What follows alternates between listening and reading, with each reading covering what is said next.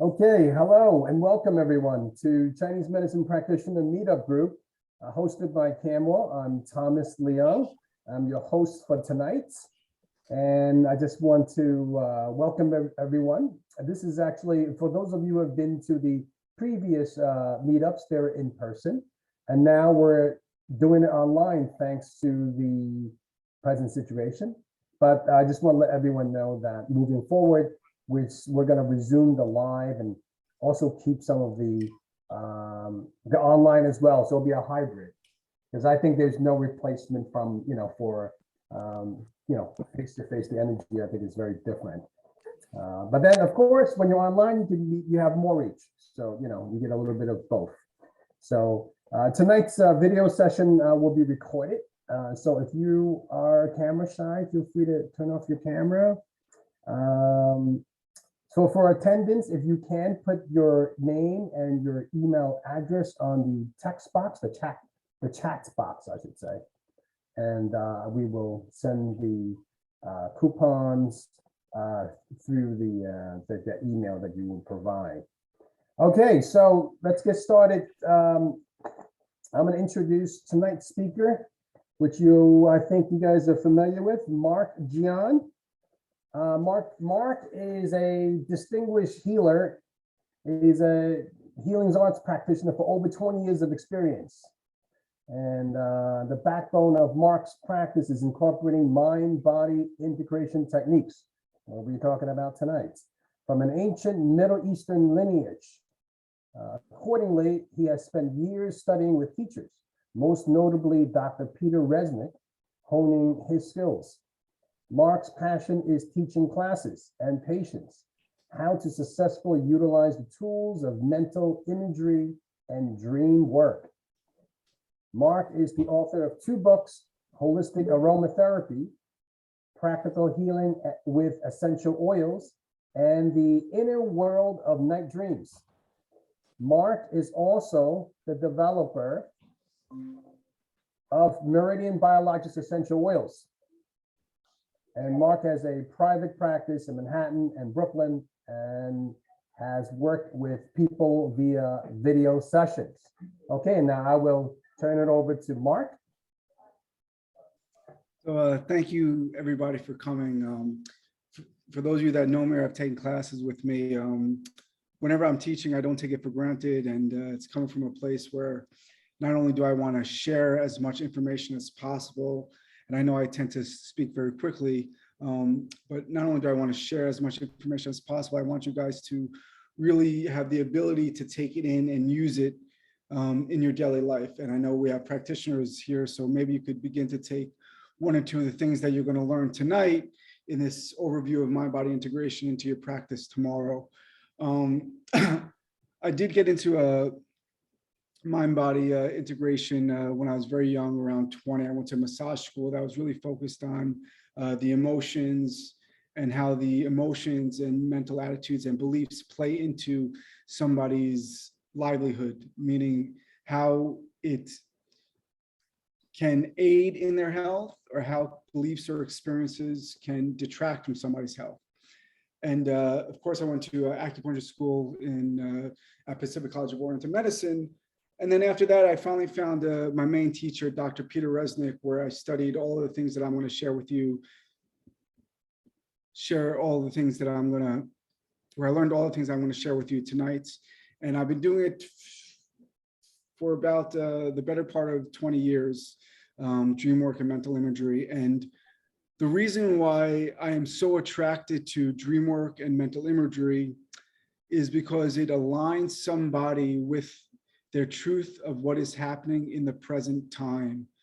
And it allows me as a practitioner to work with them on their yuan source level. Whenever we are working with mental imagery or dreams, more than not, we're working on the deeper level of their being. Why?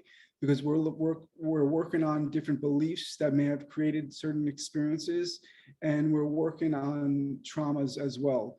And why do I say the yuan source chi is because in one of the foundations of mind-body integration and the spiritual tradition is that, yes, we were born with a somewhat clean slate, but at the same time, we come into this world with a curriculum or obstacles that we need to overcome.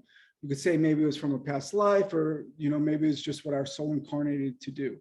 And I think we go to a much deeper place with the mental imagery and dreams than we do with just acupuncture needles, as far as in my experience. And for as long as I can remember, I was very attracted to what the truth is in life. And it is true that the truth sets us free, yet in order to be present with what is, it takes vulnerability, humility, and openness.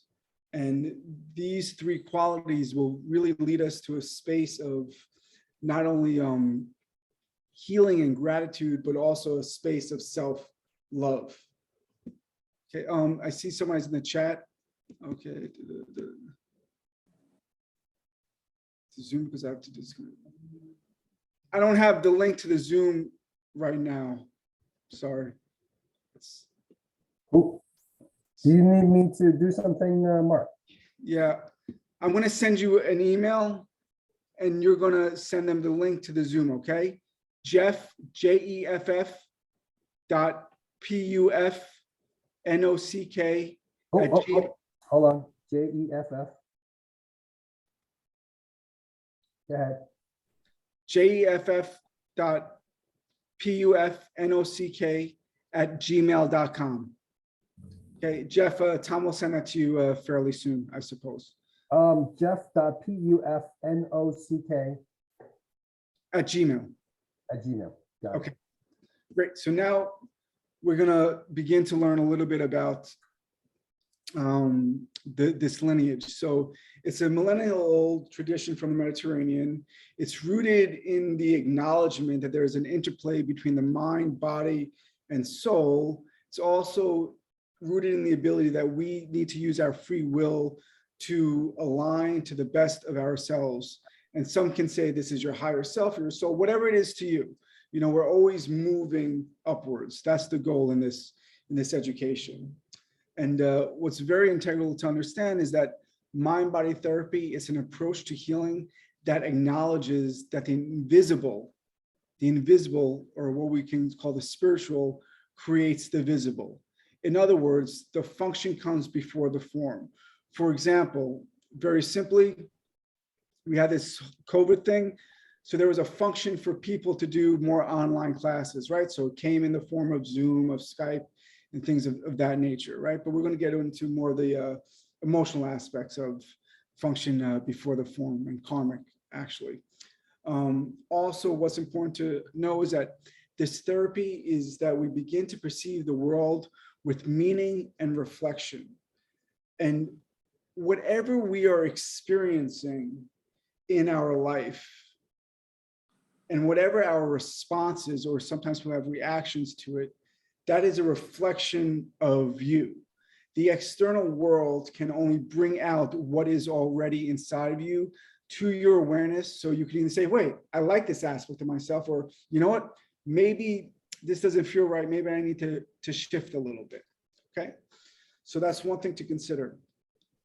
The main teacher of this medicine was a woman by the name of Colette Alburquerque Muscat, who was known as a Jewish sage, and she helped many people survive the Holocaust. And in Israel, up until she was, I think, in her 90s or maybe late 80s, she would still continue to take people in to help them and to help them heal.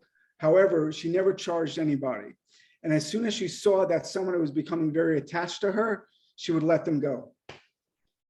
And how she helped people heal themselves was through their own inner images.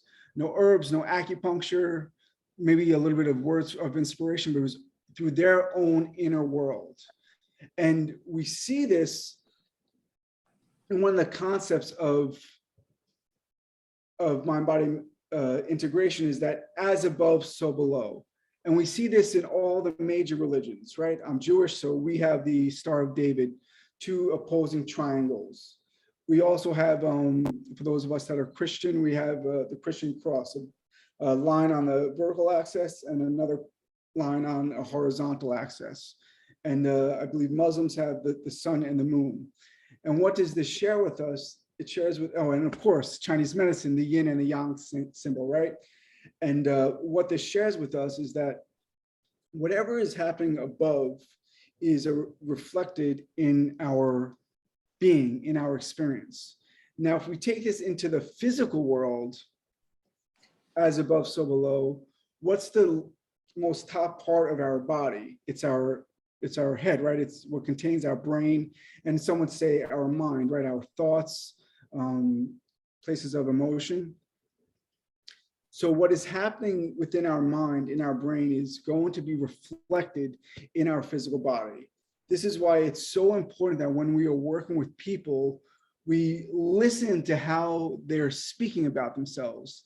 Last week, I had a new client, and she continually would say, "I'm so stupid. I thought our session was at 1:30, but I came at 2." Da, da, da. She was all over the place, right? So if you have somebody like this, besides working on their anxiety, you have to sort of take a step back and share with them that, like, everything's okay.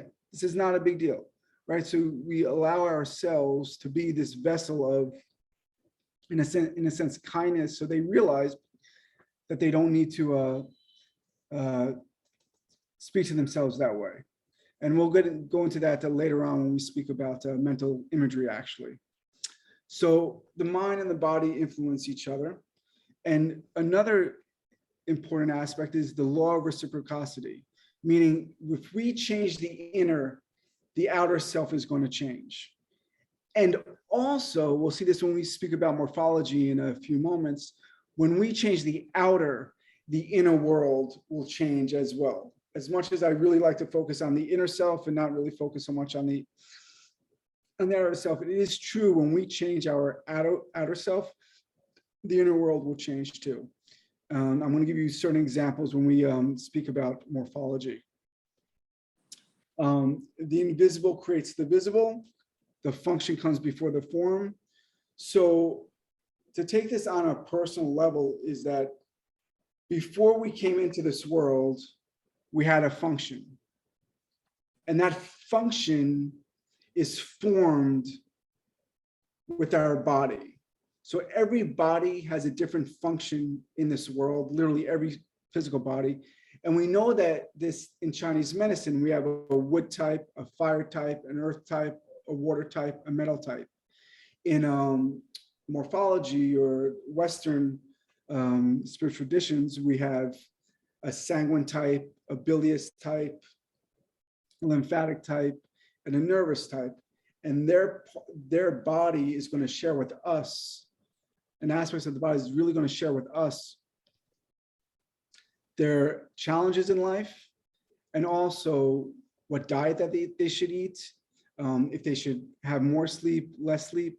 And by understanding somebody's morphology as practitioners, we will have the ability to speak with them in a certain way that resonates with them. Very much how different 5-element practitioners will speak to a water type, different than they'll speak to a fire type, or different than speaking with an earth type. And every part of our body has a function, right? We can think of universal functions, right? So many people think that the hands are to grab, right? Or the hands are to take. But if we ask 100 people what the function of their hands are, we can get 100 different answers. So when we are working with this, first we need to ask the individual, what is their function of their hands or whatever area of the body is in pain, right? I'm a massage therapist and acupuncturist. So like, it's my livelihood, right? So I know if there's an issue with my hands, it's a reflection on me of me lacking some kind of integration with my work, right? It could be as simple as body mechanics, or it could be something like I'm burnt out, you know, many different answers. So let's take a look at some of the parts of the body, right? So we have the eyes, right? What's the function of the eyes? It's to see. So if somebody that you are working with has vision issues, yes, we can put in liver 3 and give them different herbs and, needles on their head and essential oils to open up the eyes, but perhaps they're perceiving an aspect of their life in a way that's not in its truest form. And that's one thing to consider. So for example, ears are hearing. What is somebody hearing that they don't like? I've been working a lot with tinnitus recently, and many tinnitus patients, I find they have very similar characteristics. Many, of course, have a liver yang rising, and many, in my experience, tend to be very quick to react to certain things, and as well as being quick to judge. And we, of course, have the mouth. What are we eating from this world? What is the diet like, etc. And we go through every part of the body, but that's just some examples. And I'll give you an example of the legs later on with a client that I just worked with today. Something else that's integral to this, to mind-body integration, is that the belief creates the experience. And I know this is a very difficult one for many people. But if we say our experience creates our belief, that's still just a belief. The reason why our belief creates our experience is so integral is that if we have this belief, then we can change the belief and become the hero of our lives. And I worked with numerous patients with mental imagery and dream work, and shifting their belief system, and a whole new world opens up to them. Now, I had patients leave relationships, I had patients leave jobs, I had patients find new houses, I had patients reconnect with family members, all because of this one foundation. And one thing that I do a lot with people, especially if they have been through any kind of traumatic event, is I'll ask them, what kind of belief do you have or must you have in order to have this experience? And I'll explain to them that in any experience, we normally will say, if it's a traumatic, okay, there's an abuser and an abused. Okay. But what if we open up our minds a little bit and move away from the physical and share that, you know what? Maybe somehow on some level, we're both creators of this experience. We are just consciousness in this experience. So how does somebody stop having these experiences? It's when they change their belief system, change their consciousness, to allow somebody else to be not such a good place, right? So we meet, it's a meeting of consciousness. Every interaction is just a meeting of consciousness. And I've used imagery quite a bit to begin to change somebody's belief in the waking world. And I've done this quite a bit when I used to do a lot of coaching. I would do a lot of coaching with people that were just starting their practice or had issues with money.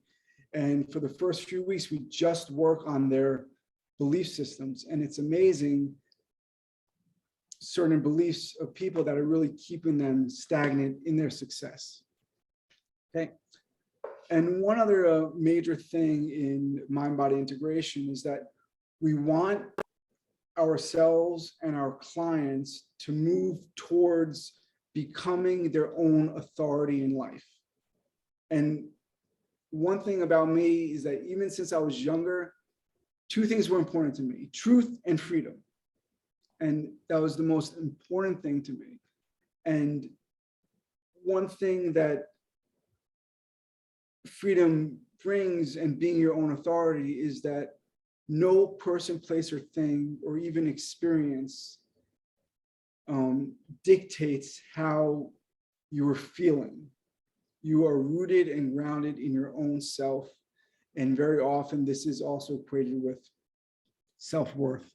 I work a lot with people who have a deficient heart chi or deficient liver chi with this, or deficient their water element. Let's see. Now, there's three pillars of mind-body therapy, at least three pillars that I really focused on. The one is morphology, and morphology, we'll see in a little bit, is the study of somebody's body features, very often mainly the face, and that shares with us their personality, their traits, emotional tendencies, and behavioral tendencies.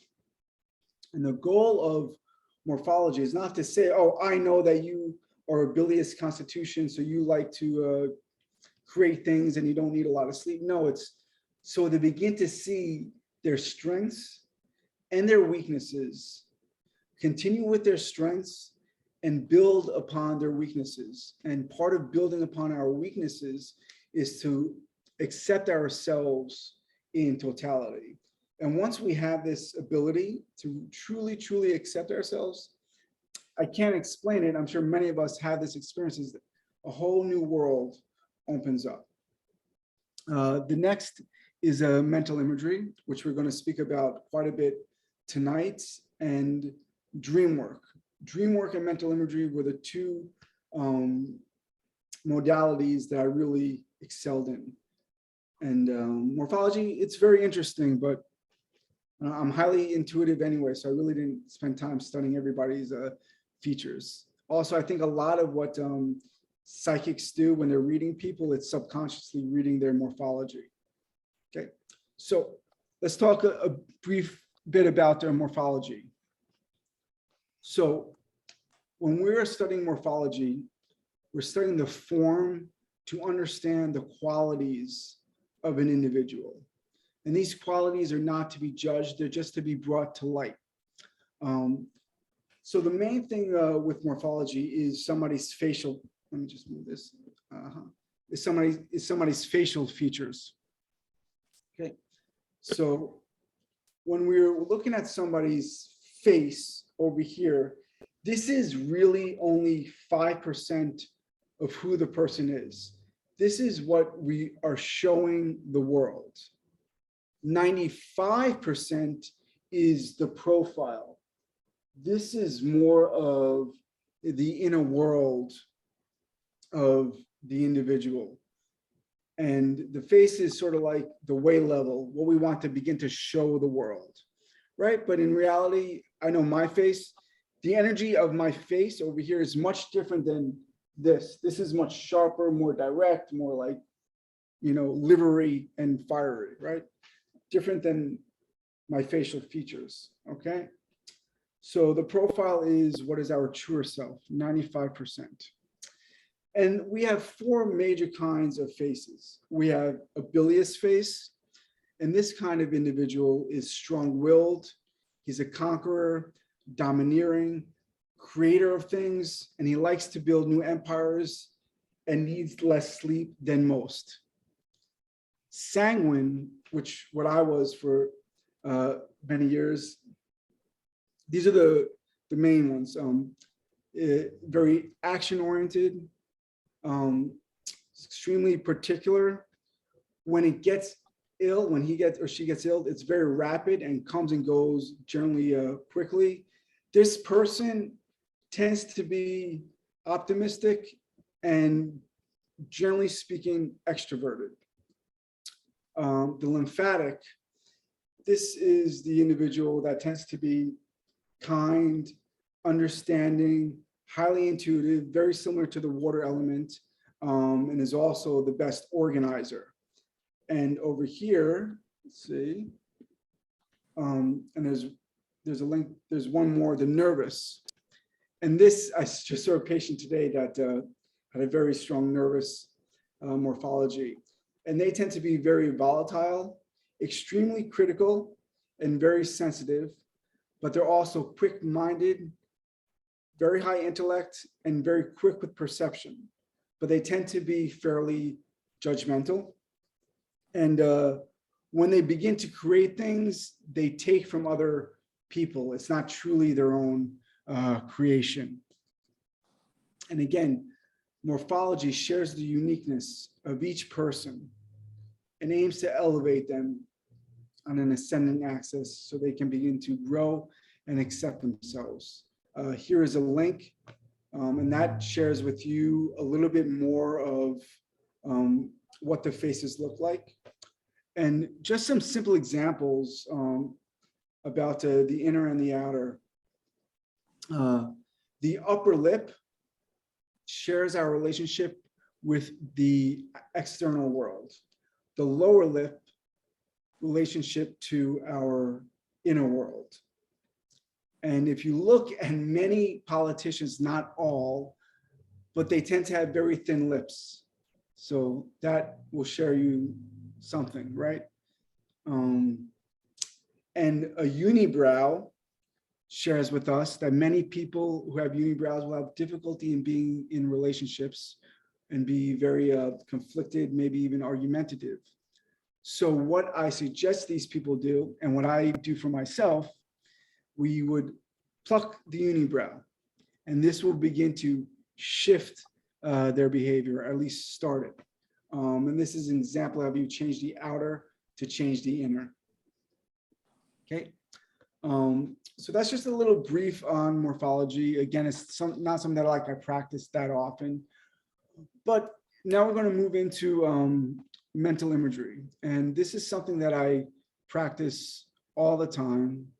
And it's something that really allows us to go beyond treating the physical. For example, somebody comes in to us with hip pain.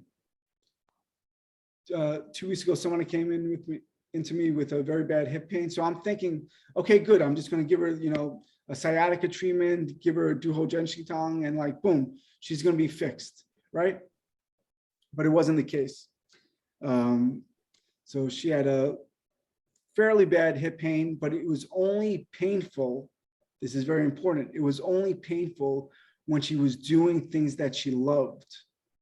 And it was on the right side. The right in mind-body integration, mind-body medicine is associated with the future. So today, what did we do? We did an imagery exercise. And the way that I begin an imagery exercise, I share with them that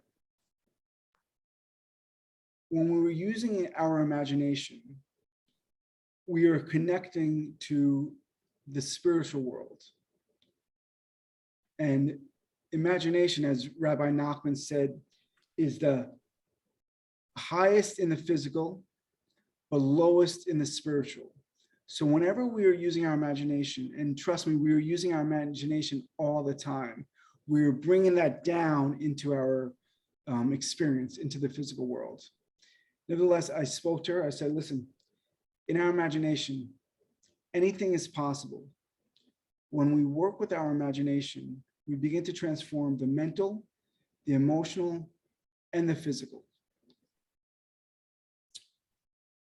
And then I had her go into the position of doing proper mental imagery and for changing a dream.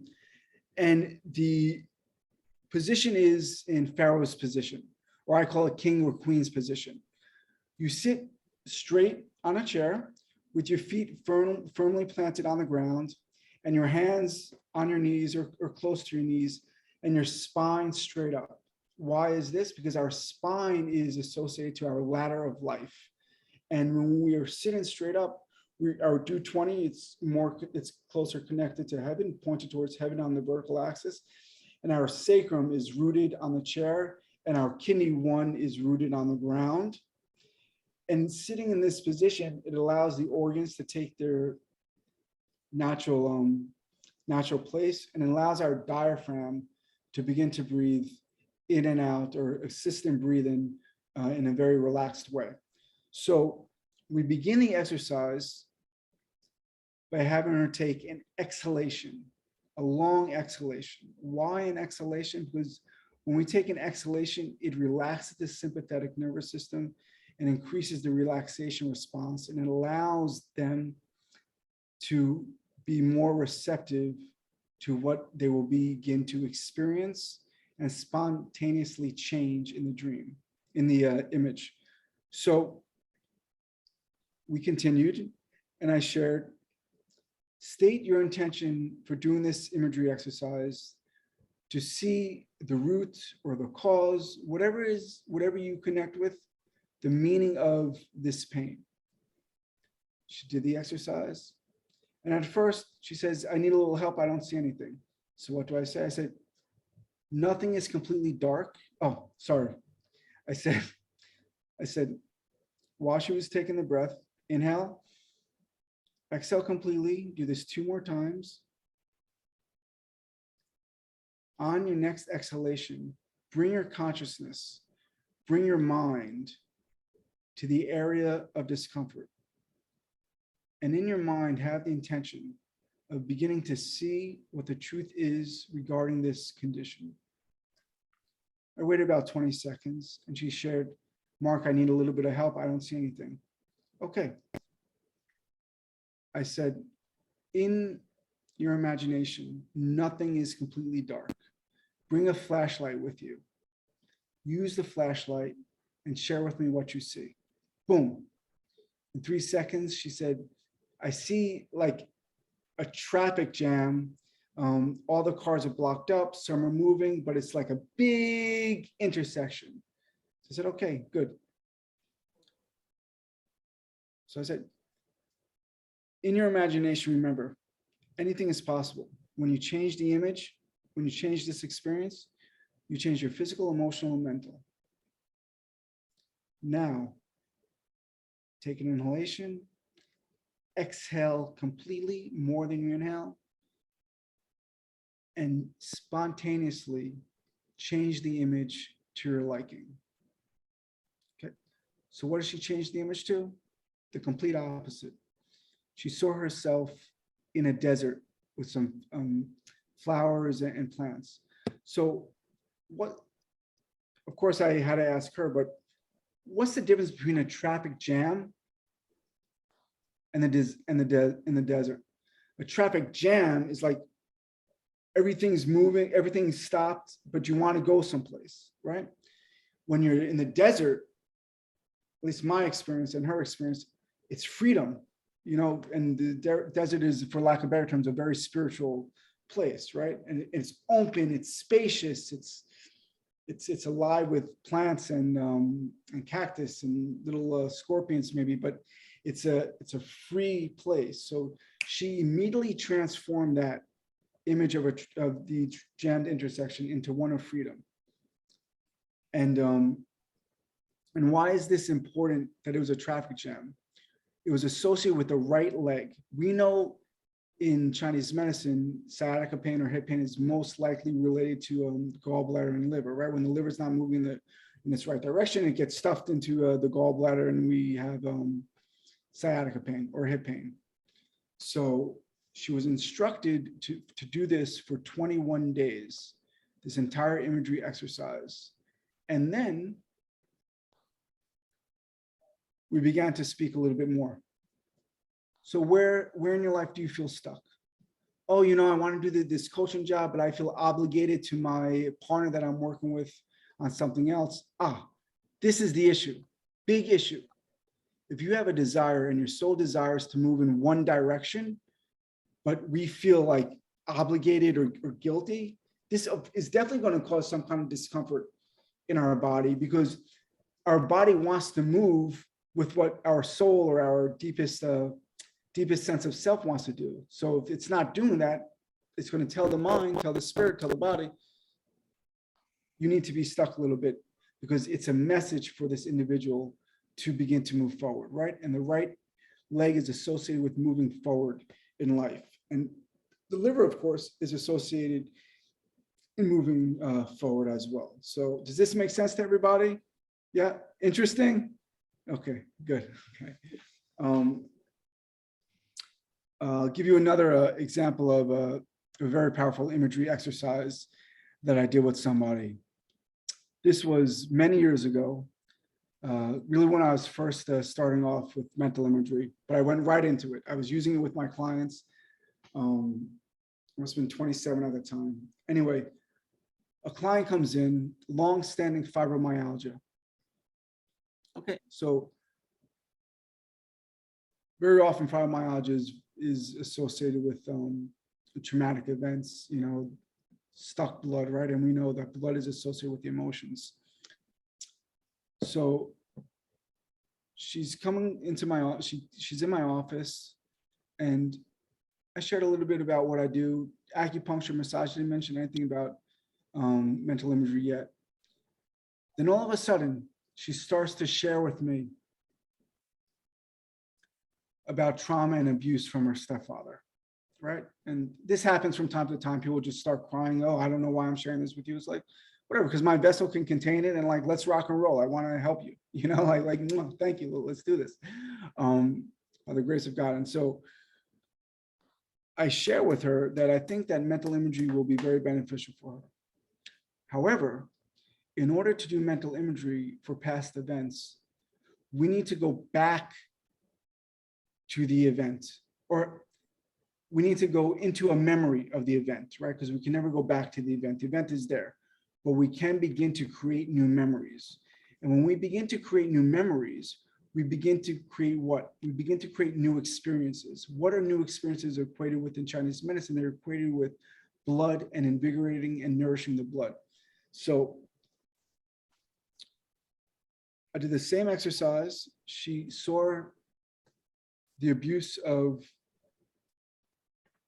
her, I think it was her stepfather or her uncle. I don't remember, but she was beginning to see it. And I said, in order to disown it, you must own it. So I'm asking you in the safe place to feel it and experience it. And at the height of the emotion, in your imagination, knowing that anything is possible, change this situation to one of your liking. And she did. And her pain after our session was 50% better. Yes, I did acupuncture and massage, but I never had a case like this up until that point where it was that dramatic. Because when we allow ourselves to feel and to cry and to emote and to own it and then change it, which she did with, she was very violent when she changed it, but what was that? That was all her anger being released, right? When we do imagery, it's not bound by these physical laws and morals, right? We're moving into a realm that is associated with freedom and healing, really. Okay, so she changed the event, and she was much better. And again, I instructed her to do this for 21 days. And I don't think she was completely out of her pain or emotion, but at the same time, healing, I'm going a little bit off topic, but healing is not only associated with alleviating physical pain, very often it's associated with the perception of the pain. So sometimes a little bit of the pain can stay. Why?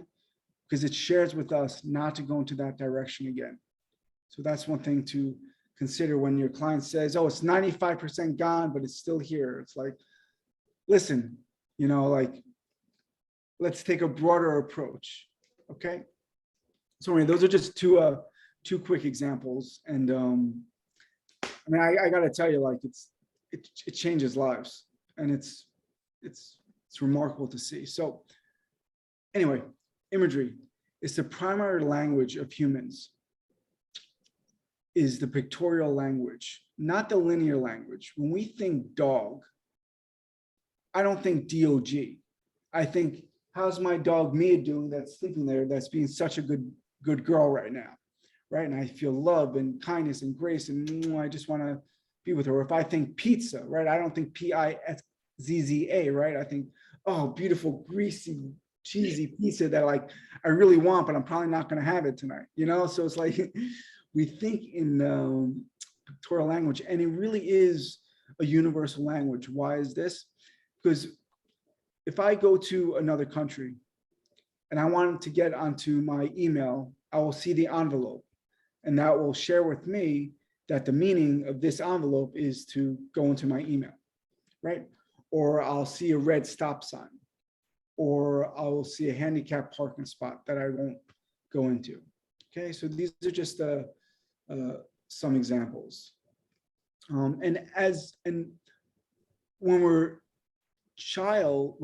babies, when babies begin to learn to speak and begin to learn to say what something is, they see it as an object, right? So even though we don't realize it, we are always using the pictorial language, right? And we know this because whenever we are thinking, more often than not, it's in some kind of image or scene. And it's very important to realize or to see, what does this image or scene that I'm thinking, how is it making me feel in my body, or how is it a reflection of me? And if you don't like the feeling, you're allowed to change the image. And we can do this on a daily basis. We could do it on an hourly basis, or a minute basis if you have a lot of anxiety. So that's just one thing to understand. So with imagery, like I mentioned before, you discover the root of an illness, aids in overcoming obstacles in life, physical, emotional, and mental. And we know that even if we treat somebody's sciatica pain, if they don't change their attitude in life, they're not going to get much better. I remember I was doing a massage on someone, a half an hour massage. She only comes in to the spa that I worked at years ago for a half hour. And he was already in a crappy mood. And so I worked on his sciatica, and I asked him how he feels, and he looks outside and he says, "Oh, it's still effing raining outside." So like, you could, on certain people, you could do whatever physical modality you have, but it's their process, right? It's their process. With imagery, we can change the patterns, changing the inner to the outer to the inner. And very importantly, mental imagery is a tool when we can begin to experience the inner truth. And that's one thing that I believe that we all have, is an inner knowing of just about everything. And if we use mental imagery and we allow our minds to be quiet, we will certainly know the direction in which we should be going in life. Even though we have desires to move in another direction, we allow ourselves to be rooted in the deepest aspect of ourselves. And I'll share a very basic imagery exercise later on for those of you that are in between making a decision. Okay. So also important to note that when we use mental imagery, we use all the senses: sight, taste, smell, touch, but of course, most of it is sight. Okay. Let's see. Okay. So the pictorial language contains emotions, actions, meaning, and creates instant recognition. I gave examples before. Gerald Epstein, who was my teacher's good friend and another student of Colette, wrote a very important book, two important books. One is called Healing into Immortality, which I highly recommend. And the other one is Waking Dream Therapy, Dream Process and Imagination. And he defines images as the consequentizations of emotions, especially when we're doing imagery that goes into our body consciousness, but also goes into experiences that we have experienced. Okay. And if we take a look at this wording, so what do we need to do if an emotion is concrete, right, in the imaginal realm?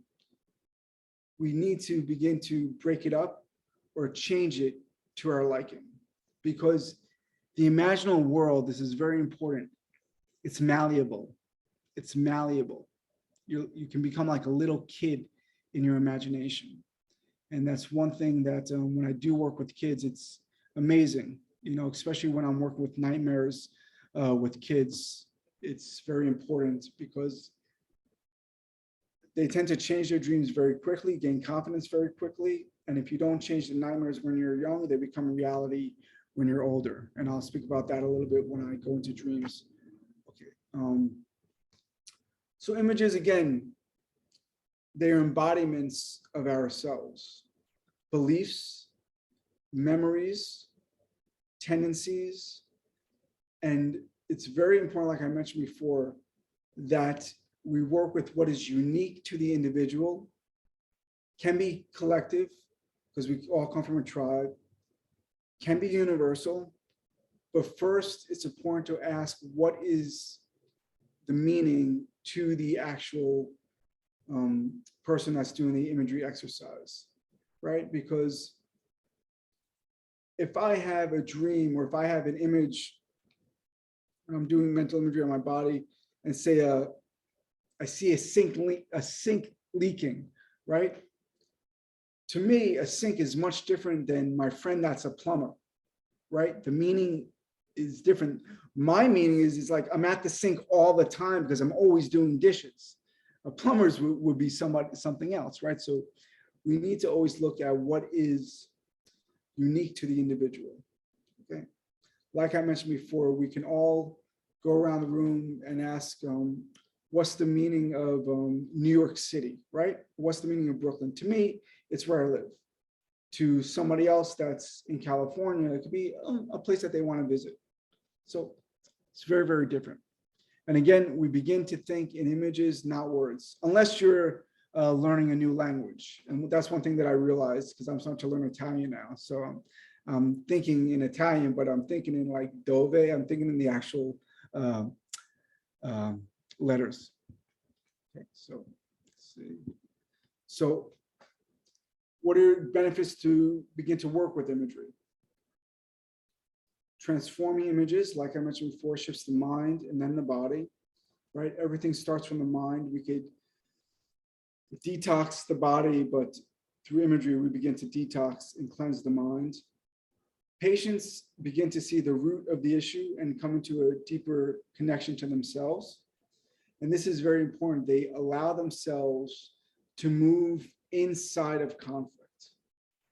We all have conflict, right? But to have the courage to move inside the conflict and know that the only way out is through is a very big step, okay?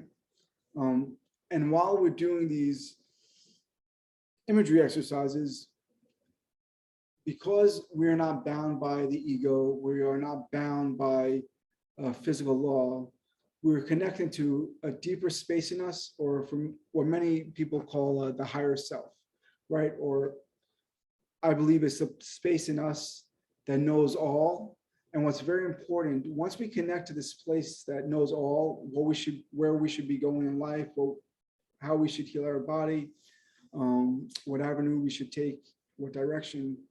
Once we have the awareness,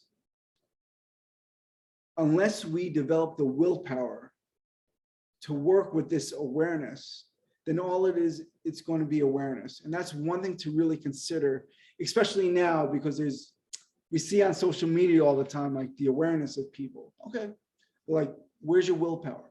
And that's how we begin to bring the imaginal realm into the physical realm with will, okay? And that's a whole different class, but that class is called Will, Imagination, and Dreams, okay? So when we transform images, we begin to correct qualities about ourselves, right? And in this tradition, we believe that we all come into this world with 3 to 5, maybe less, maybe a little bit more. I really don't think more than 5 aspects of our soul or aspects of ourself that we really need to correct. I know for me, when I was younger, I was a complete wild card.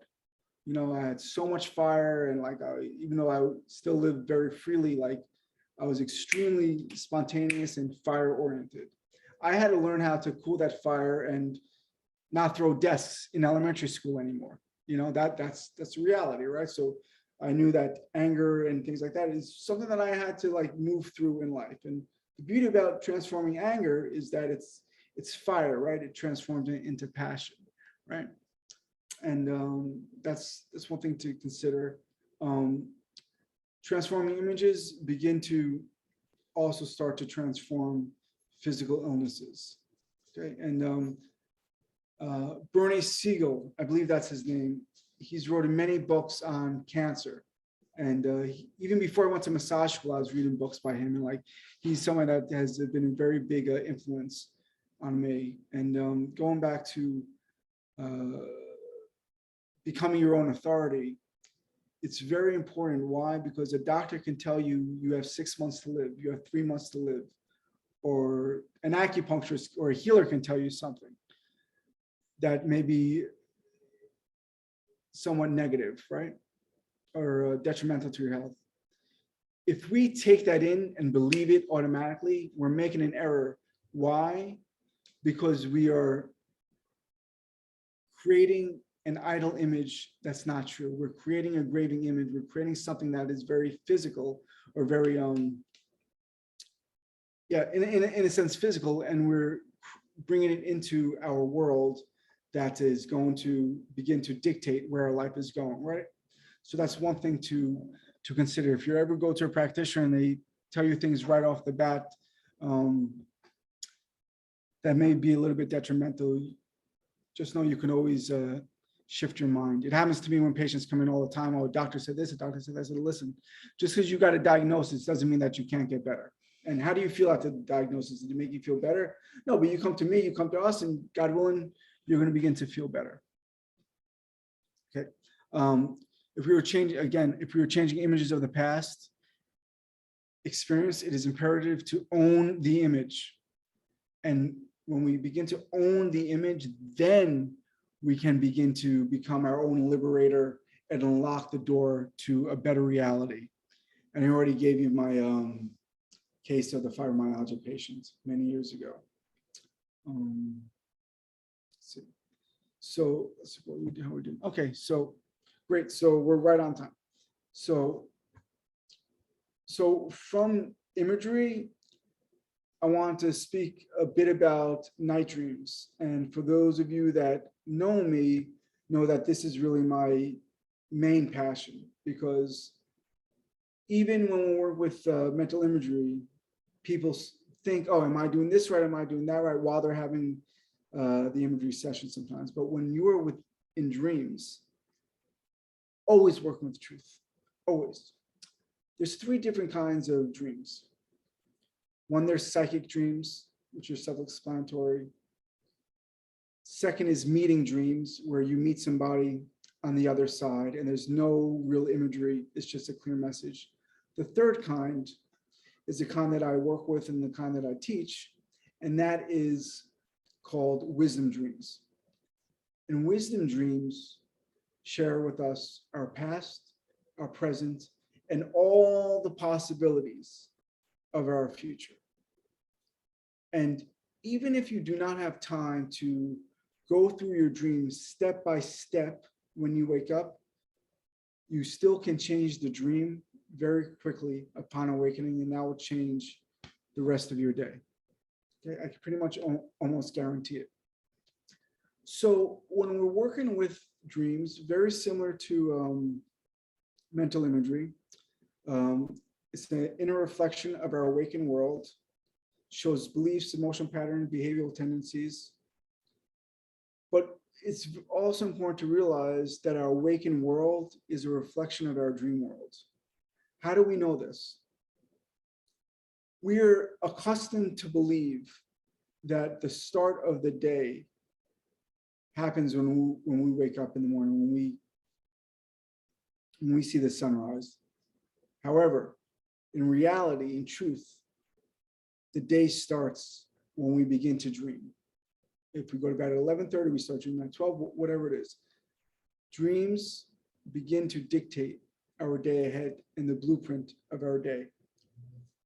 So keep that in mind. The real start of the day is the evening time. Okay. Understand that dreams and images, and dreams and waking life are both real on their own accord. Okay. Dreams are not to be analyzed intellectually, but we want to understand them as something as a reflection that has meaning, and not only has meaning, but has messages for us, okay? So whatever images that we see in a dream have meaning to us in our daily life. And very similar, the images that we see in our awakened world have meaning in our dream world.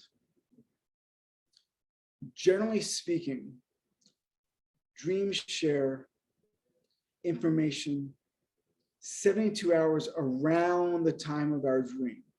So say, for example, the dream is here around the time. Remember, the dreamer knows our past, present, and the possibilities of our future, right? For many of us, we could think of this as our subconscious.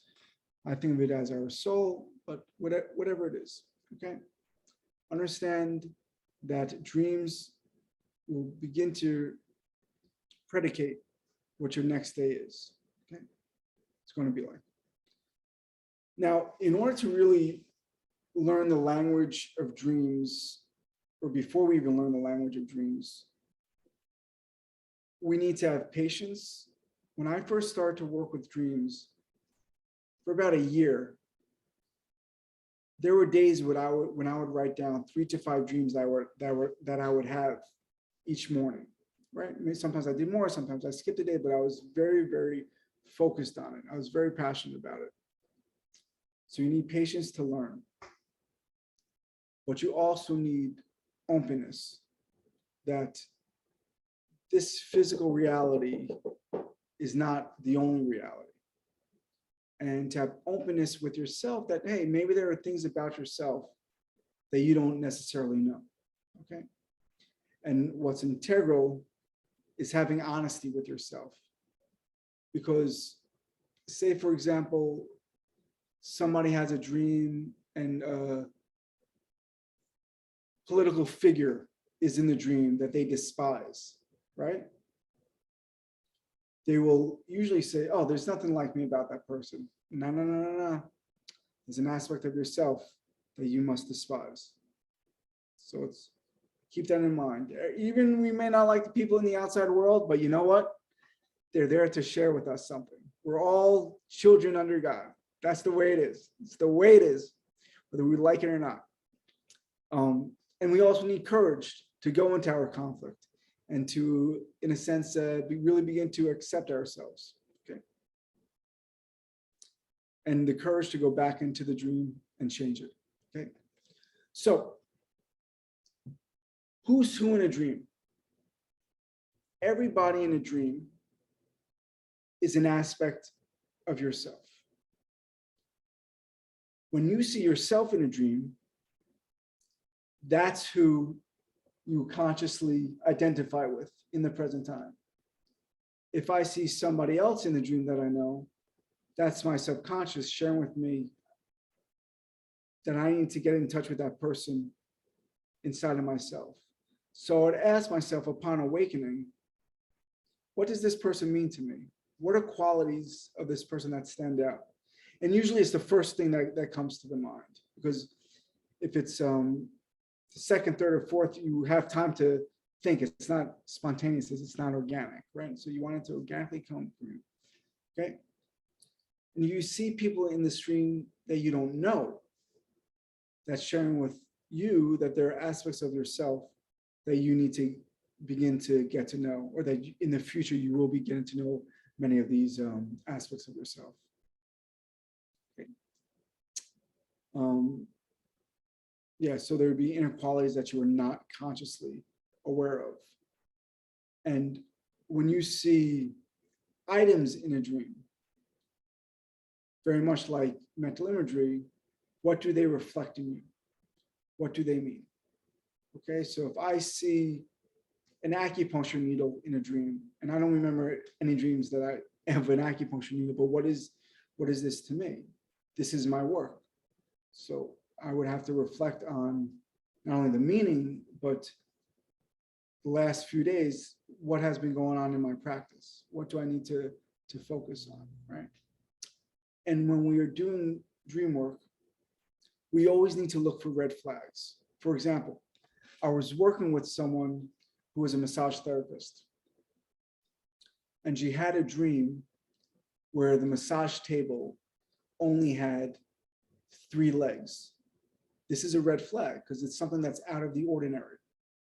So, okay, so we can go into that, right? What's the meaning of only having 3 legs on a massage table, right? Something must be out of balance, right? So part of changing the dream would be to put the 4th leg on the massage table, okay? Or if you're having coffee and you're at a restaurant and the coffee spills on you, what's the correction that needs to be made? Right? Why did the coffee spill on you? What is that reflection? Oh, coffee is something that I love, that is dear to me. That's like my favorite thing in the world, but it spilled on me. So what is this reflecting in me? And I could give you many other examples, but one thing to realize when you begin to work with dreams, especially when you begin to see qualities and quantities in the dream, I assure you, if you focus on dream work, you're going to begin to see the same numbers in the external world. For example, I had a dream that many years ago that the 4-horse, my father was very much into horse racing, and so I would go to the track with him all the time. This is a dream after he passed away. Anyway, the four horse won the race. Okay, so we've all seen a horse race before, right? So they come out of the starting gate, right? So what part of life that I'm sure many of us experience that looks like coming out of a starting gate? Have you ever been through a toll booth? The next day I went through the number 4 toll booth. And why is this important? It seems silly now, but 4 is associated with construction, home, love, marriage, and it was my first date with someone. I didn't end up marrying her, but it's still in that direction. Or I had a dream with the number 5 in it one time. When I walked out of my door, there was a die, one of the dice laying on number 5. So when we begin to see this, that dreams really are a reflection of our waking life, and we see the same things. I'm sharing this with you because it's going to give you guys a lot of inspiration to really begin to work with dreams. Okay. So again, images are qualities of yourself that you see in a dream. Now, numbers and quantities have a whole different meaning, right? So say, for example, you are having a dream where you see 2 roses, okay? This is an example from my teacher that's on his website. You see 2 roses, okay? Rose for this individual was associated with love.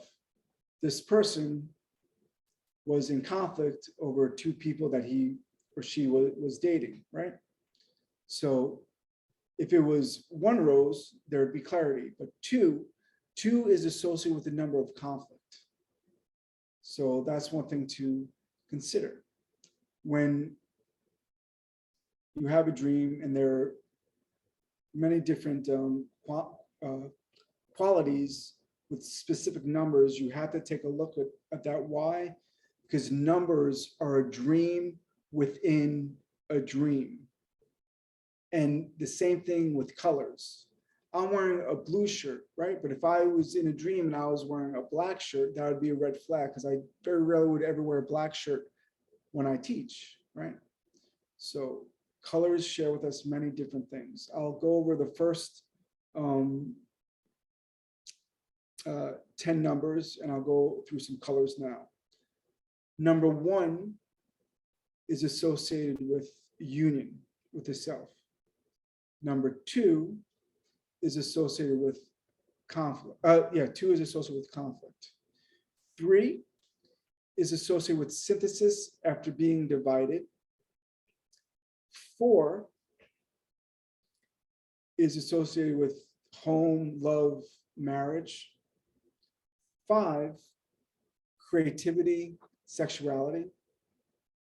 6, 3 on a higher level, reunion with the self. And 7, growth or ambivalence. And it's interesting, when I was working with that client that I spoke to you about today with the little bit of hip pain, I asked her on a scale of 1 to 10, what's the pain? And it's interesting, she said 7, but I could see that she really wasn't in that much pain. So she may have very low tolerance for pain. But anyway, she said number 7. And 7 is exactly what she was going through. She was trying to grow into doing much more coaching, right? So that's one thing to really consider. Nothing is by chance. Everything is a coincidence. Number 8 is issues of the past. However, once the issues of the past had been resolved, it becomes infinity. Number 9 is synthesis on a higher level than 3 or 6. And 10 is perfection in everyday life. Now, some colors. Blue is very much associated with transcendence, detachment, spirituality. Red, very much associated with our cardiovascular system and anger. Green is associated with growth or envy. Yellow, more often than not, associated with fear. If it's dark black, associated with death. If it's shiny black, it's associated with life and renewal. White, very much associated with purity, but also our lymphatic system. And gray is associated with guilt or the brain, intellect. And that's one thing to consider. Most of us don't really dream in gray. So those are just some like little things that some important things that you can have during your dream state tonight. And I assure you that now that we're speaking about dreams, many of us are going to have dreams tonight. So what do we do if we have a dream? What do? We just say, oh, that was a nice dream. One thing that I can assure you is it wasn't just a dream. Even if you just remember one tiny blip of that, that's all you need to remember, is that one little blip. And you can begin to discern the meaning, the setting, the main drama. And if you don't like it, you can begin to change it. Okay. So let's take a look over here. Okay. We're going to go over here. Okay.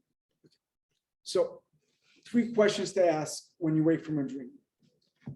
Now, this is going to give you the overview of the dream. It's something that once you get proficient in it, should not take you more than 3 to 5 minutes. And after this, we'll learn a little bit about how to change the dream. So this is an example of somebody that I did a little bit of dream work with during probably the height of COVID. We did an Instagram live. And she shared the dream, and the main part of the dream was she was yelling at people on Eastern Parkway to wear a mask. So, okay, normally we say, oh, okay, fine, that's a normal dream, you know, whatever, we're in the middle of COVID, like you're angry at people that aren't wearing masks, okay. But no, remember, everything's a reflection of your own inner world, okay? So, how did this person feel upon awakening? She felt agitated. So, I'll ask her to write down, I feel agitated.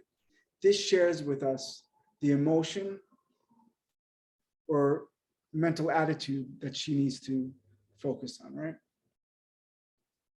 So when somebody says, I feel sad, I feel angry, I feel depressed, happy, whatever it is, the first question you ask, where in my life do I feel agitated?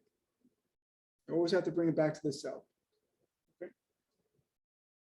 Usually I would ask them to mention between one or 3 things. 1 is union, 3 is synthesis, 2, if you only say 2, then there's something missing, because 2 shares with us that you're going to be in conflict for a long time. Okay. What's the setting of the dream? Her setting of the dream was Eastern Parkway. And for those of us that know Brooklyn, Eastern Parkway is a large strip from the tip of Park Slope that goes all the way to, through Crown Heights. So Eastern Parkway is a big strip where you see people walking.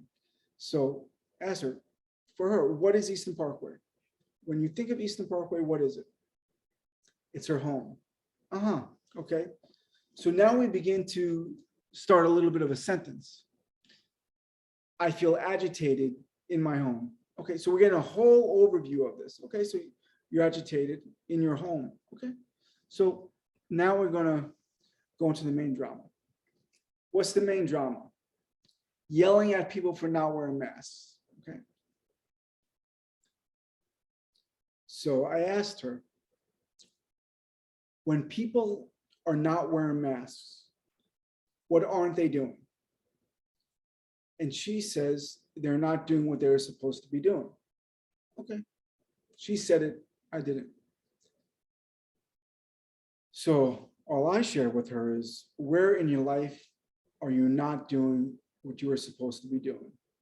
And again, write down 1 or 3 things of this. And just from this, she got the overview of the dream. And so she feels agitated in her home. So there's something that she's doing in her home. There's something that she's not doing that she should be doing in her home to put her life back in order. So that's one thing to think about. And again, once we begin to start working with dreams, worlds open up to us, and we really begin to perceive reality in a different way, and in a way that we become our own healer. Okay. So I'm curious. I don't want to go over a dream, but does everybody here at least remember one dream? And we can go through an exercise that shares how to change the dream. Anybody? Yes? Okay. Great. So you don't need to share with anybody what the dream is. We don't have time.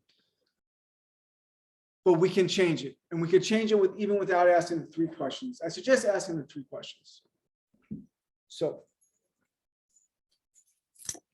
the way that we change the dream, we sit in Pharaoh's position or king or queen's position, right? Because we want to become the hero. We want to become our own authority.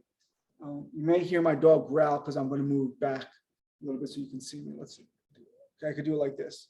So you sit straight up, your hands on your knees, and I got to move up, and your feet on the ground.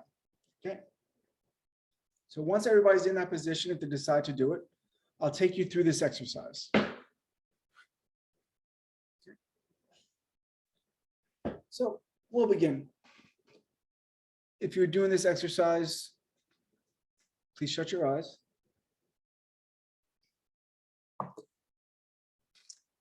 Begin to take one exhalation out.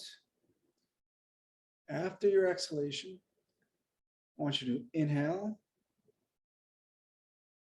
and then slowly exhale. Always exhaling more than you inhale. Do this 2 more times at your own pace. No, we begin to do an imagery exercise. When we go into our dreams, we're accessing a part of ourselves that knows the past, the present, and all the possibilities of our future. In your imagination, know that anything is possible. You are completely free to change any image to your liking and become the hero of this experience. I am going to begin to count now, down from 5 all the way to 0. 5, 4, 3, 2, 1. 0. Begin to see the image or scene of your dream that you would like to change. When you're ready, you can change it to your liking, knowing that you are free and there are no laws. Change it authentically and spontaneously for you. And when you're ready, when you have changed the dream to your liking, you can exhale one time and open your eyes.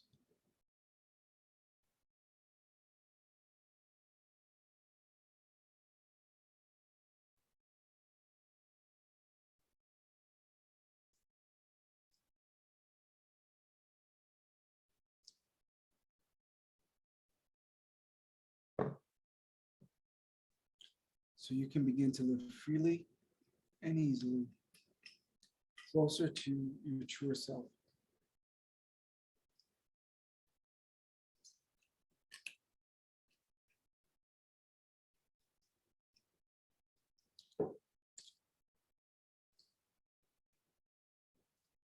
We'll wait another few moments.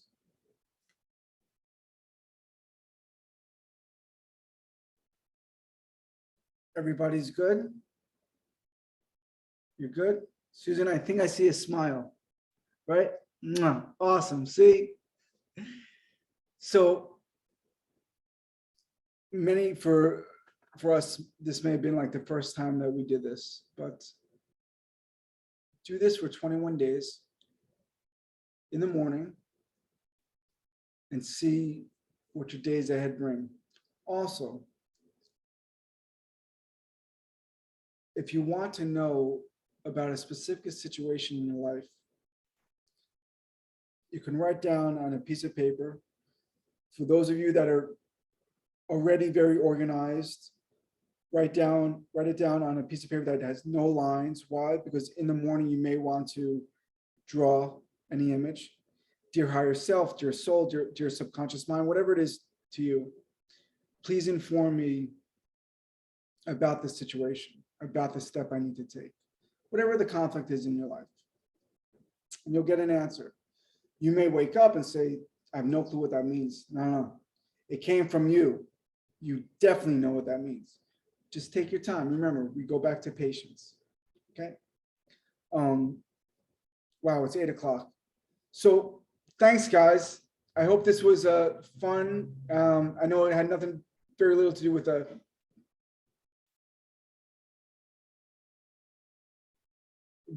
do with Chinese medicine, but I hope you guys got a lot out of it. Are there any questions?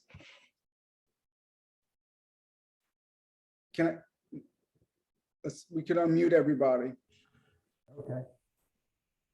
I think everyone can just unmute themselves, right? So Mark. Yeah.